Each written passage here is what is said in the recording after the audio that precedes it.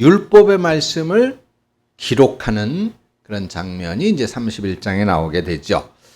아마 이게 율법을 후대에 내가 말하는 거는 이제 그냥 말해서 나가고 없어지고 마니까 글로 남겨서 오고 오는 이런 모든 세대가 이 하나님의 말씀을 읽고 또 하나님의 말씀을 들으면서 하나님의 율법을 기억할 수 있도록 그렇게 했던 것입니다.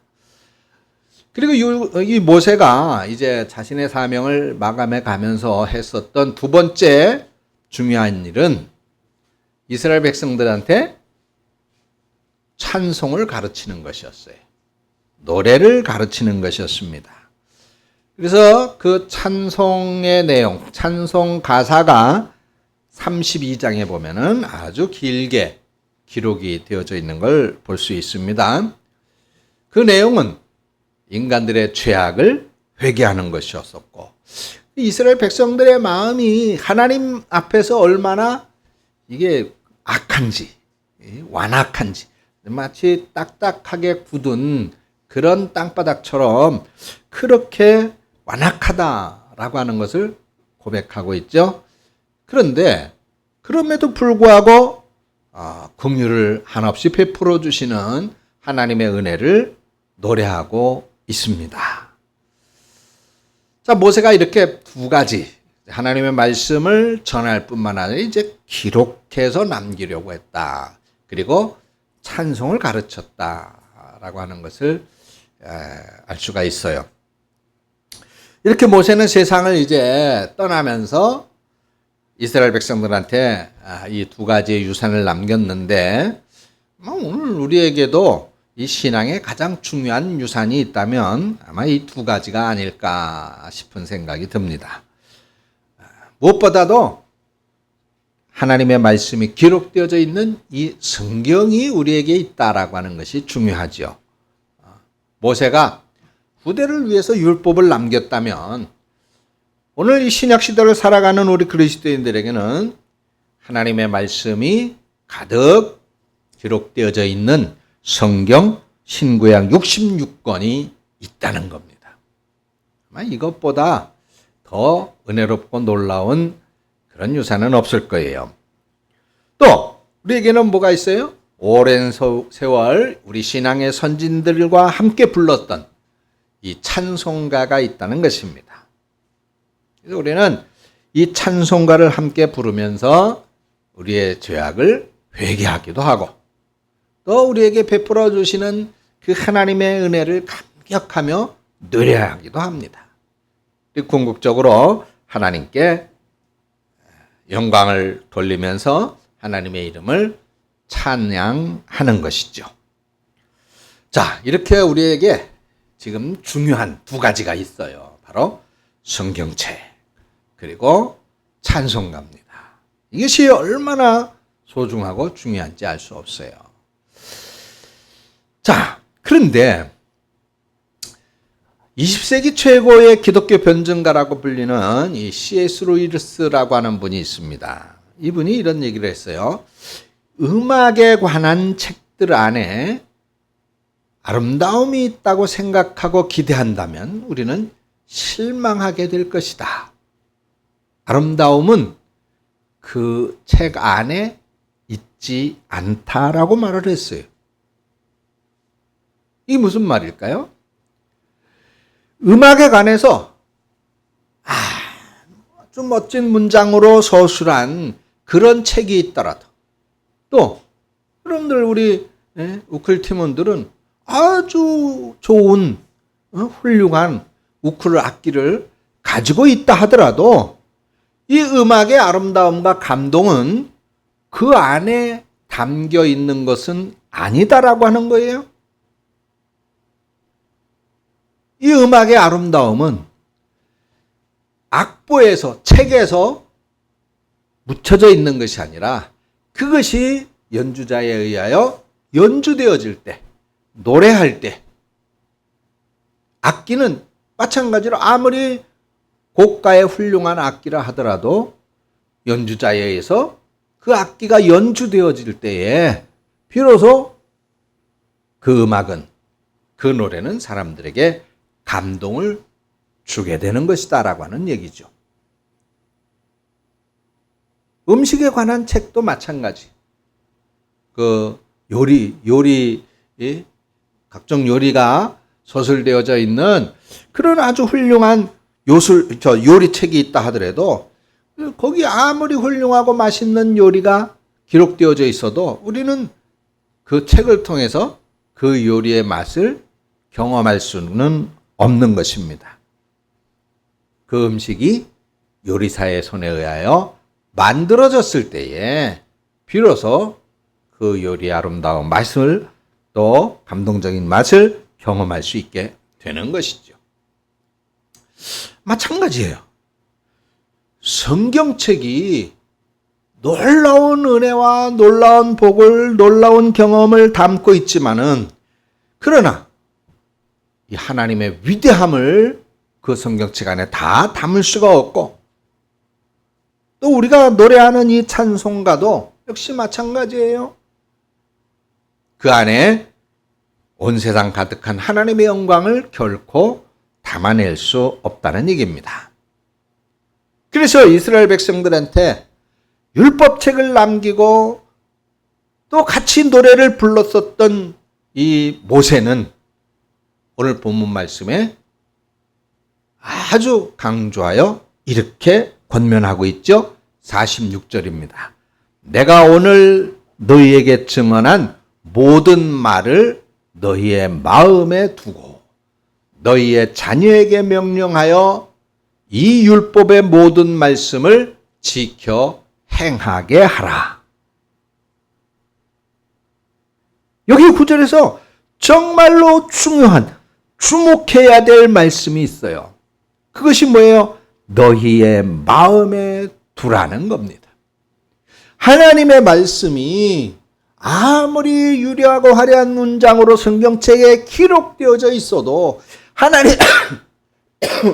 하나님의 말씀이 아무리 중요하게 중대하게 기록되어져 있어도 하나님의 말씀이 놀라운 은혜를 담고 있고 심지어는 하나님의 말씀이 생명을 살리는 능력의 말씀을 성경책에 담고 있다 하더라도 그것이 성경책 안에서 글자로만 있어서는 아무 의미가 없다라는 얘기입니다. 그래서 모세는 강조하고 있는 거예요. 46절을 다시 보세요. 내가 오늘 너희에게 증언한, 너희에게 말한 이 놀라운 말씀들, 너희에게 가르친 이 위대한 말씀들, 그 모든 말을, 증언한 모든 말을 그 다음에 뭐라 그랬어요? 너희 마음에 두어야 된다. 믿습니까? 네. 그냥 듣고 흘려버리면 아무 의미가 없다는 거예요. 지금 뜨거운 감동을 받고 그냥 툴툴 털어 흘려버리고 잊어버리면 아무 의미가 없다는 거예요. 성경책을 소중히 여기고 품에 안고 산다 하더라도 그러나 하나님의 말씀이 기록되어져 있는 그것만으로는 안 됩니다. 찬송가를 아무리 기교 있게 아름답게 연주한다 할지라도 그것만으로는 안 되는 거예요. 악보에 기록된 그 음악이 연주가의 손에서 아름답게 그 마음이 담겨져 울려나오게 될 때에 비로소 음악의 아름다움이 무사람들의 마음을 감동시켜서 살아있는 생명력 있는 음악이 되어지는 것처럼 성경에 기록된 하나님의 말씀이 바로 우리 마음에 심겨져서 열매를 맺어야 되고 찬송가의 가사는 여러분들의 마음에서 마음과 더불어 울려나오게 될 때에 그것이 하나님의 보좌로 올라가는 기도가 되는 것입니다. 우리의 일상 속에서 말씀을 실천하고 기도와 찬양이 우리의 삶 속에서 흘러나오게 될 때에 비로소 성경책 그리고 찬송가라고 하는 이 신앙의 값진 유산이 우리의 신앙생활을 풍성하게 만든다라고 하는 걸 믿으시기 바랍니다. 모세는 후대에 율법책과 하나님을 향한 노래를 남겼다 말씀을 드렸죠. 그런데 이 두 가지가 그냥 그렇게 기록된 채로 책에만 기록되어져 있다면 그것은 생명력이 없는 거예요. 살아 움직이지 못합니다. 반면에 이 율법책의 말씀과 모세 노래가 그들의 마음에, 백성들의 마음에 심겨질 때에 하나님의 말씀은 비로소 살아 역사하고 찬양은 인간의 영혼을 새롭게 하게 되는 것입니다. 그래서 신약 성경으로 넘어오면 사도 바울이 율법에 대해서 이렇게 말했어요. 고린도후서 3장 6절을 보면 율법 조문은 죽이는 것이요 영은 살리는 것이니라. 근데 가만히 보면 이 문장을 자칫 오해하는 경우가 많이 생깁니다. 마치 사도 바울이 율법은 사람을 죽이는 거야. 여기 율법 조문은 죽이는 것이라 그랬잖아. 그러니까 율법은 인간을 정죄하고 인간을 결국 사망으로 인도하는 사람을 죽이는 것이다. 그렇지만은 성령께서 역사하시는 이 복음이 바로 인간을 구원하고 인간을 살리는 것이다라고 말하고 있는 것이다. 이렇게 여기게 됩니다.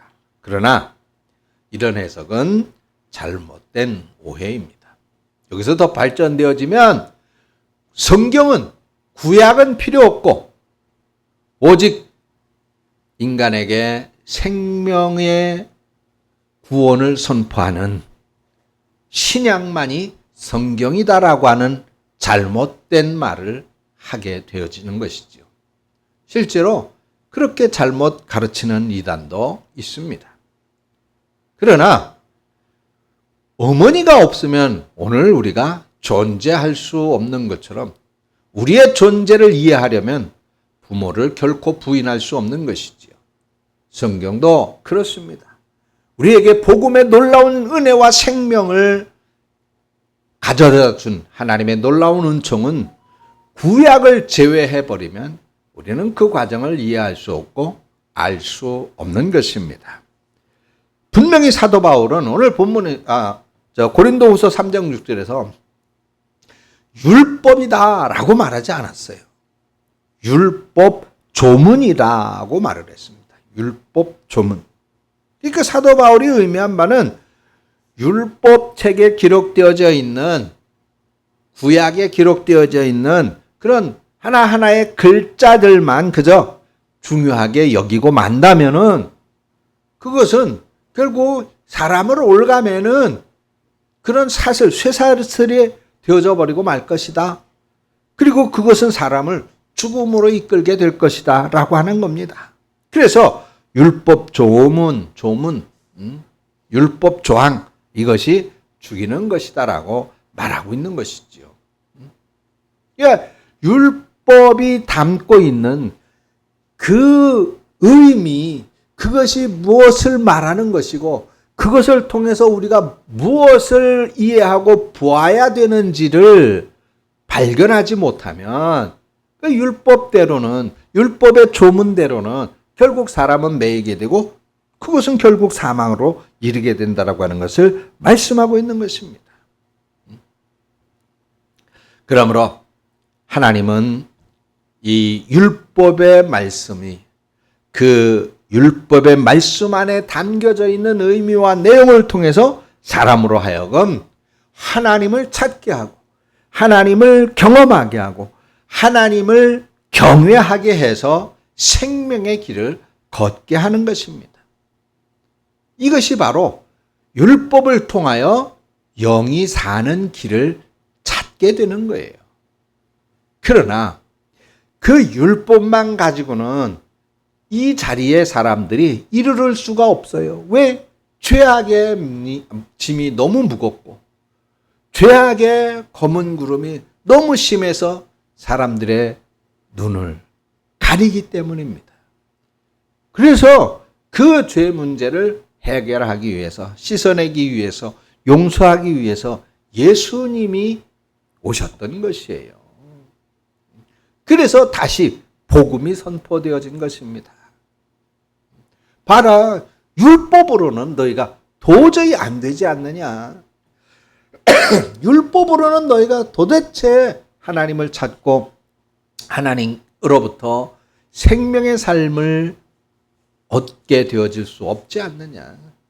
그러니까 내가 다시 한번 너에게 은혜를 베풀겠다 해서 하나님은 우리에게 예수를 통해서 복음을 준 것입니다. 그래서 이 복음이 바로 영이에요. 이것이 살리는 것이라고 사도 바울이 강조하고 있는 것입니다. 율법은 율법책에 기록되어 있습니다. 하나님의 말씀은 성경 이 66권 안에 풍성하게 기록되어져 있습니다.